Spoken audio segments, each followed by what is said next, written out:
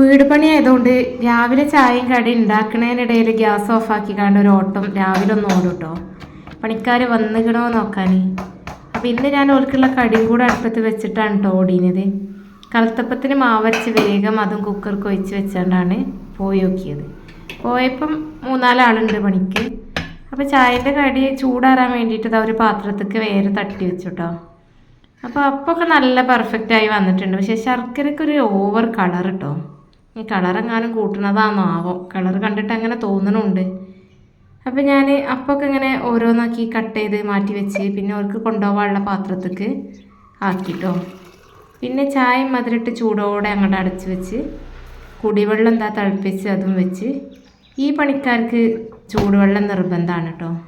അപ്പം അങ്ങനെ ചായ കടിയൊക്കെ കൊണ്ടുപോയി നേരെ മതിൽമേൽ കയറ്റി വെച്ചു കേട്ടോ. തലേ ദിവസം കൊണ്ടുവന്നിട്ട് ചാക്കൊക്കെ പണിക്കാർ വാതിൽ കട്ടിൽമേൽ വിരിച്ചിട്ടിട്ടുണ്ട് കേട്ടോ. ഇത് കഴിഞ്ഞിട്ട് വേണം എനിക്ക് ക്ലാസ്സിന് പോവാൻ.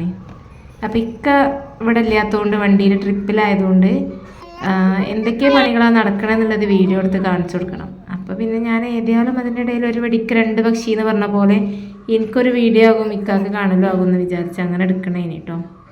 പിന്നെ നമ്മുടെ വീട് കുറച്ച് മണ്ണിട്ട് പൊക്കിയ സ്ഥലത്ത് നിന്ന് ഉയർത്തിയതായതുകൊണ്ട് നമ്മുടെ പടവിൻ്റെ കൂടെ തന്നെ ഫില്ലറും കൂടെ പൊങ്ങുന്നുണ്ട്. അപ്പോൾ ഒരു ദിവസം പടവാണെങ്കിൽ പിറ്റത്തെ ദിവസം നമുക്ക് സെൻറ്ററിങ്ങിൻ്റെ പണിക്കാരാവും കേട്ടോ. അപ്പോൾ ഇന്ന് പടവല്ല, ഇന്ന് സെൻറ്ററിങ് ആണ്.